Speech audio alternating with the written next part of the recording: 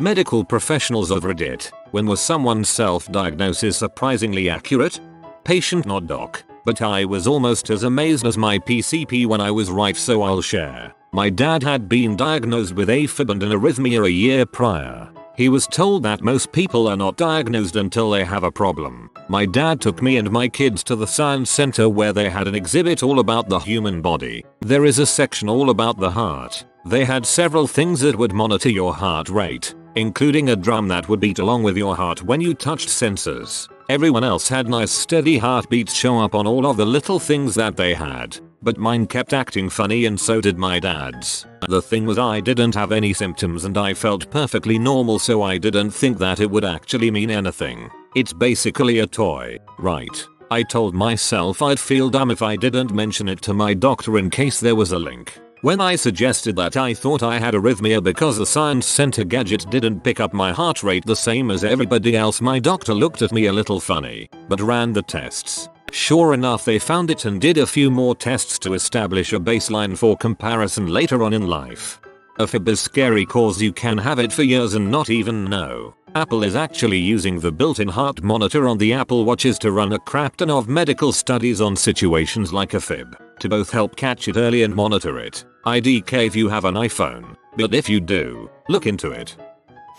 My stepfather is a doctor and told me two stories. One was an older Irish woman who correctly predicted that she had a tumor in her left lung roughly the size of a golf ball. She has never smoked or done anything that made her a risk, but she insisted her very mild cough was the result of a large tumor and demanded to have it checked out. She was dead on and claimed she saw a person on TV with the same symptoms, and when she fell asleep her dead husband in her dream told her to go to the doctor and her she was. The second was a guy who said he felt like he was stabbed and thought something went wrong with his surgery when they removed a cyst from his lung. He was half right. The surgery went fine, but he had a thin strip of metal shish kebabbing him through the chest because he apparently plopped onto his bed without removing some junk, including a large 6-inch receipt spike. His bandages covered up the new wound. In other words, it felt like he was stabbed because he was stabbed. Bonus. An old lady told a room full of very alarmed doctors who thought she was ridden with very dense, possibly calcified tumors that they didn't need to worry. Also, those dots are probably from the time a crazy guy shot her with a shotgun when she was 15. But it's okay now because she forgives him, as it's God's job to judge, you know. They had 2 of the pellets removed as one was sitting on her heart and another was pressing into a blood vein, but easy to get to, and left the other 25 in. Weirdest thing my stepfather says is that she made it to 80 years old without ever getting an x-ray of anything but her foot, so there wasn't a single word of it mentioned anywhere. He apparently plopped onto his bed without removing some junk, including a large 6-inch receipt spike. Why? Why would you put that on your bed?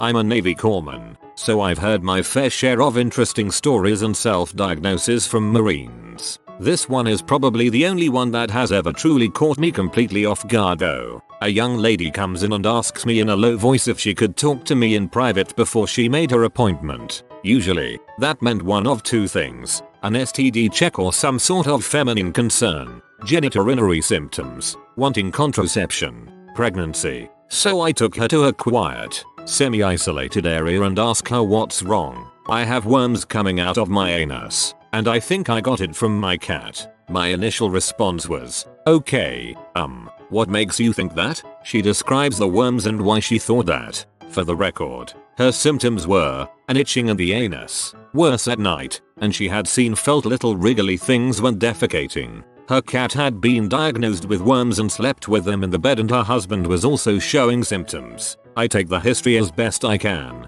go to my provider, explain it to her. She is just as confused as I am, but says, well, if she says it's worms, let's get a fecal sample. And lo, she returned 2 days later with a fecal sample that tested positive. I have a couple other stories I'm happy to share, but this one was the most off the wall one. When I saw got it from my cat, I was worried where that story was going.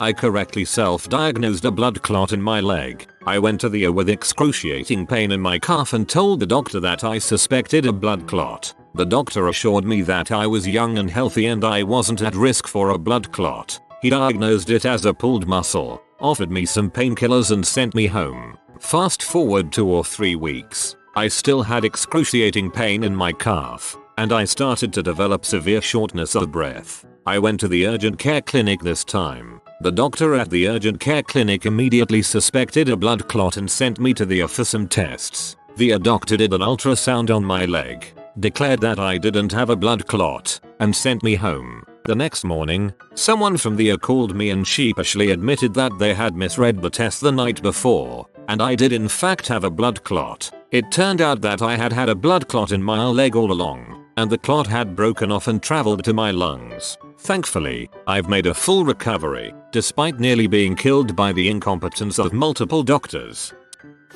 2 years ago I started having a short, sharp pain in my head like I had swallowed ice cream. Brain freeze. Every morning when I stood up out of bed and when I stood up after my first morning pee, I didn't think much of it. It was like this for a month and then started to become more frequent whenever I stood up. The head pain gradually started coming out of nowhere like when I laughed or sneezed and lasting longer and longer. Then one day it came out of nowhere so intense like a freight train in my head I was screaming in agony. It was unreal and I thought I would die, way beyond a migraine. That's when I figured out that literally as soon as I hung my head down the pain would completely go away, until I lifted my head back up. If I waited with my head down long enough, around an hour, the pain would be gone for a good while. So from then on I started just going upside down or laying down with my head over the couch whenever I felt the pain. I also then figured out that taking massive amounts of caffeine made the pain go away. The pain was still unreal every time, but I had a super easy way of making it go away. Unfortunately it started to interfere with my work, obviously because I have a desk job,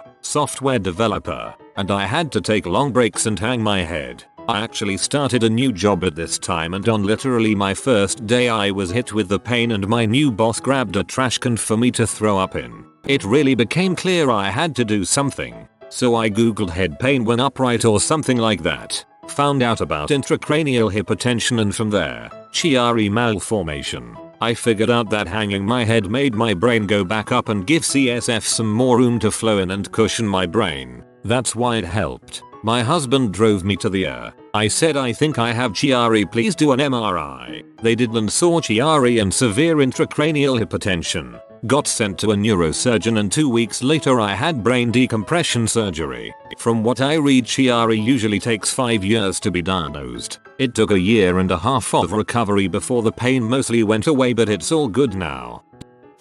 I'm a nurse, but these are me as the patient's stories. When I was in high school, I started feeling very run down. It started with a cold, then a bad sore throat. I started sleeping a lot more and didn't eat as much. At that time I was a walking garbage disposal. My dad took me to urgent care. They did the typical strep test, which was negative. My dad asked if it could be mono. The doctor laughed it off, said it was an upper respiratory virus. Take some Tylenol for pain and I can continue my normal routine. Week later, we're back at urgent care as my condition only got worse. I lost 10 pounds and was ridiculously pale for mid-August. My dad demanded a mono test, and guess what? That's what I had. The doctor then changed his tune to I need a lot of sleep and fluids. Frick you, doctor. Humane. Next, my first year as a nurse. I started feeling off. I would forget mid-sentence what I was talking about and entire conversations. I started getting too tired.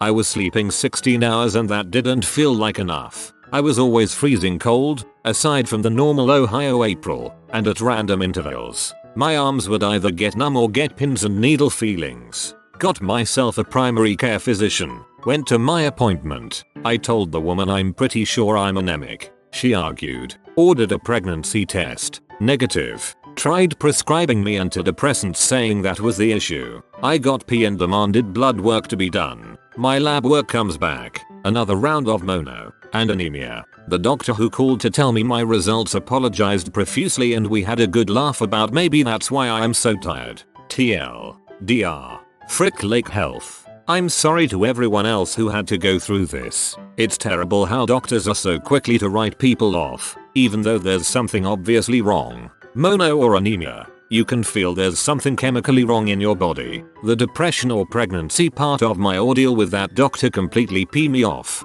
And the more annoying part is the pregnancy test was a urine test. She wasn't even planning on a blood test until I demanded it.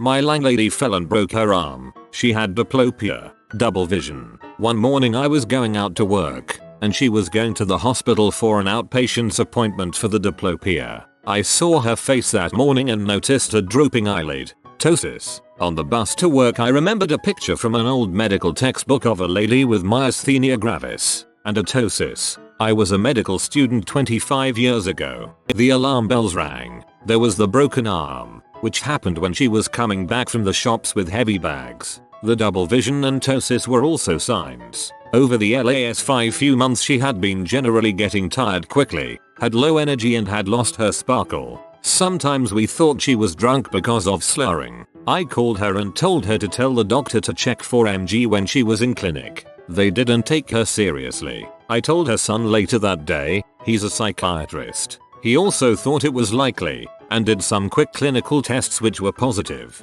Patients with MG will rapidly tire, so repetitive movements will start strong and quickly become very weak. He phoned the GP who got her a rapid appointment with a neurologist. MG was diagnosed by a blood test. TLDR. Failed medical student diagnoses rare condition from a hazy memory of a picture in a textbook. Obviously not a failed medical student if you were able to help at least one person.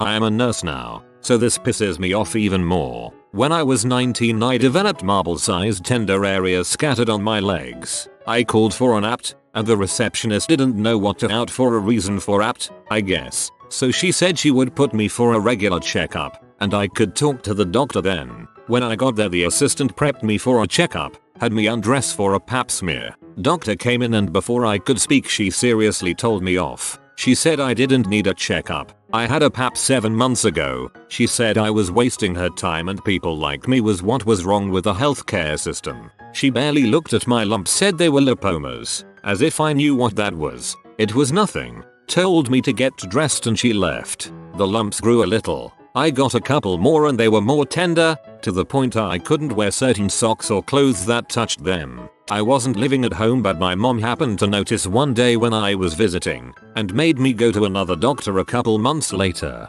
Turns out it was strep. I had had a sore throat at some point then it went away, so I thought. Took some antibiotics, changed my primary, and went on with my life. A few years later, I am an RN and I have a patient that is very young like 27, and on dialysis. He tells me his kidneys failed because evidently he had strep throat. Didn't know, and then it traveled to painful small lumps on his legs. He didn't have insurance so he didn't get it checked out, and a year or two later the strep had destroyed his kidneys. I guess this is not a self-diagnosis story. However, if only one person that knows something is wrong reads this and gets the courage to seek a second opinion I will be happy. And frick you Victoria near MD in Albuquerque, NM. You were having a bad day and almost fucking killed my kidneys 30 years ago.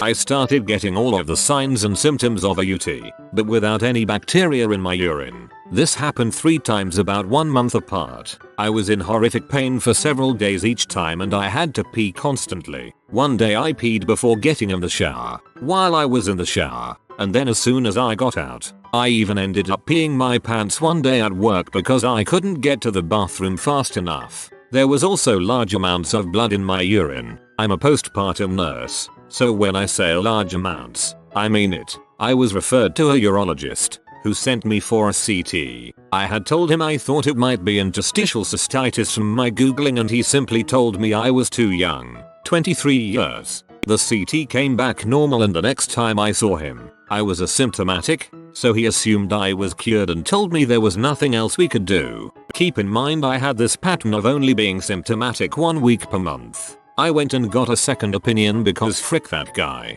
They took me seriously and flat out told me that the first guy mishandled my case. They said anyone with repetitive visible blood in the urine should get a cystoscopy, especially if they're only 23 years old. Turns out I was right. TLDR. Was peeing blood and in terrible pain. Peed my pants at work. Urologist told me I was too young to have the condition that a urogynecologist ended up diagnosing me with.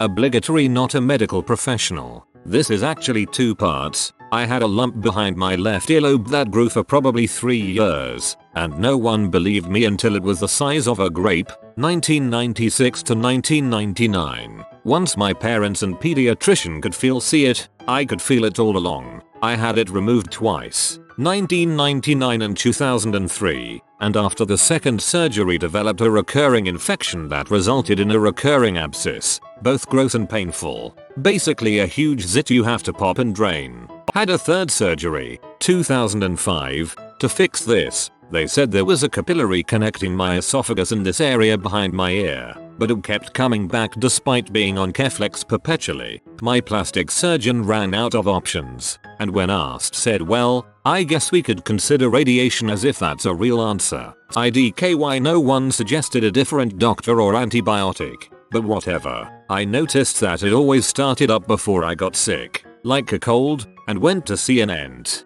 2009, who told me it was basically a sinus, and I should have a fourth surgery for marsupialization where they basically sew it open so it can't fill up anymore. It also results in a not so insignificant scar. No, thanks. Got an upper respiratory infection. 2010, was prescribed a ZPAK for the first time ever, completely cleared up the infection behind my ear. Went back for another round 10 days later when I was still coughing my brains out and saved it for the next time my ear started to get inflamed. Took it, and haven't had the infection or an abscess since, almost 8 years later.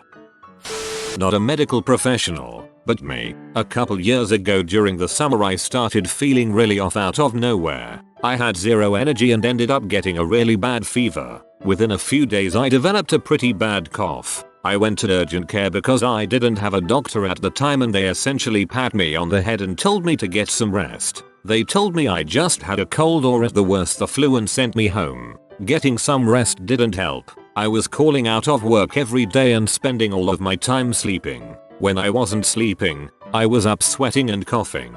I went to the hospital because I was young and dumb and still didn't have a doctor. They tested me for Lyme disease and sent me home. After a week of going through this and still not getting any better, I honestly didn't know what to do. I had stayed home another day, and when I had gone up the staircase in my house, I had to sit down at the top because I couldn't breathe after and felt like I was going to pass out. I texted my mom and my boyfriend and told them I thought I had pneumonia after googling about it for a little while. They both disagreed. I was 22 and my mom swore people my age didn't get pneumonia. I decided I couldn't take it anymore and drove myself back to the hospital. Crap, sure enough, they took my temperature, 102 degrees. They took x-rays and shockingly enough, I had a pretty serious infection in my right lung. I ended up staying in the hospital for 6 days with antibiotics through an IV. I was that guy. Woke up at 431 morning with a pain in my lower abdomen. Threw up, walked around the house for a few minutes and told my girlfriend I was headed to go to the hospital and get my appendix taken out. She said she wouldn't let me drive myself, so we headed over together. Walked into the ER and told the trig nurses docs what I thought was up. They rolled their eyes and put me on the list. 20 minutes later I'm in for diagnostics. Doc tells me I'm not making a great case for my appendix because people usually experience a lot more pain than I was letting on, but that we'd wait for the blood work to come back. Blood work comes back. White cell count is elevated, so they schedule me for a few more scans. At this time I call in sick to work. Tell them to make plans for me to be off for a few weeks. Go do scans. Doc says my appendix should come out. Look at girlfriend. Told ya. Got cut at 6 PM, walked out the hospital's front door at 7:30 the next morning and waited for GF to pick me up by the door.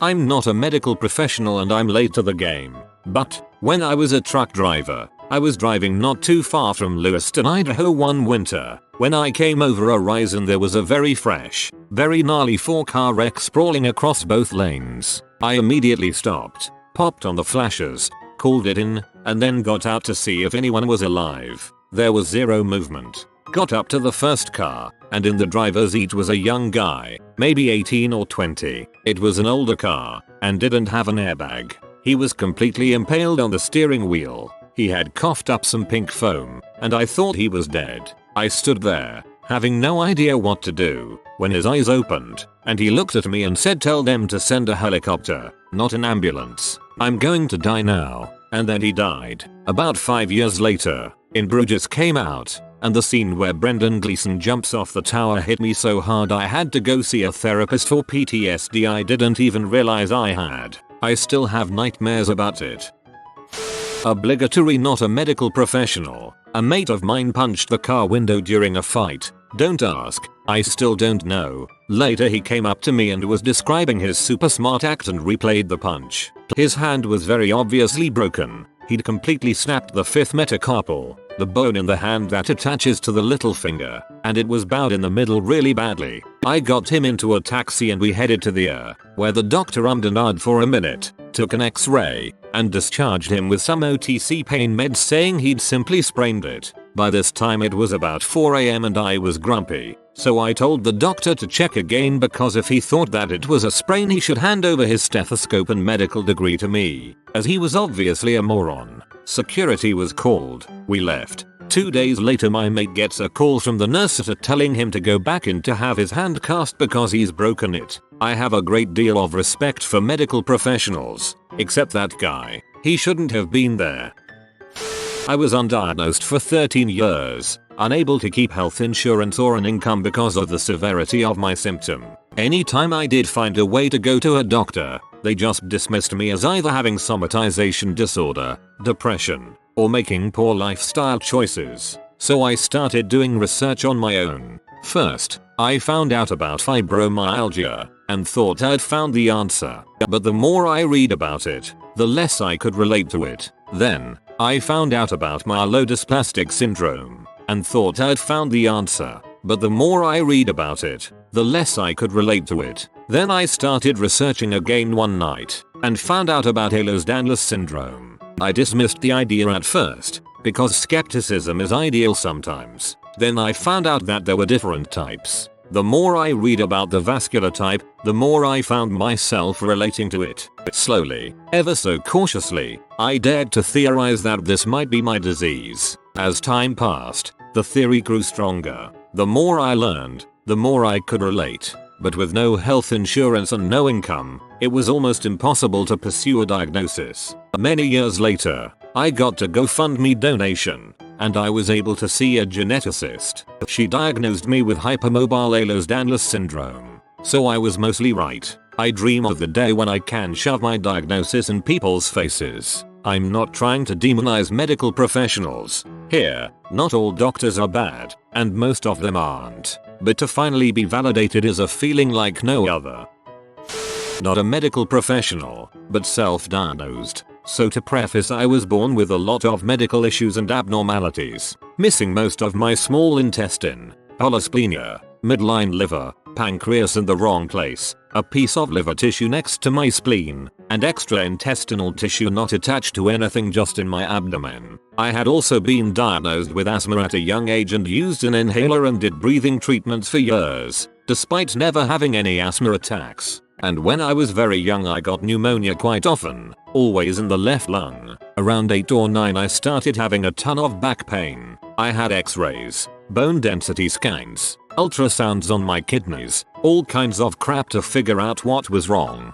Couldn't figure it out, was told on numerous occasions I was just constipated and that was what was causing my back pain. I used to say, but it hurts, right here, and point to a spot on my mid-back, just next to my spine, like something's, and there was told over and over I was fine, put into physical therapy, etc. I was having to use my inhaler more often as well. Finally I go into the doctor again because the pain is just not going away. I get a CT scan, and lo and behold there is a 5 cm cyst nestled between my left lung and diaphragm, pressing up against my spine. So I have surgery to remove it. Recovery was heck because the first cut the surgeon made went straight into my lung, because of my weird anatomy, not surgeon incompetence, and I had to have a chest tube for 3 days. But when I started really recovering I realized I had zero asthma symptoms anymore. I haven't used an inhaler in years and don't have respiratory issues like I used to. If you are new to the channel, you can subscribe. I publish new videos every day. Until then, check another video.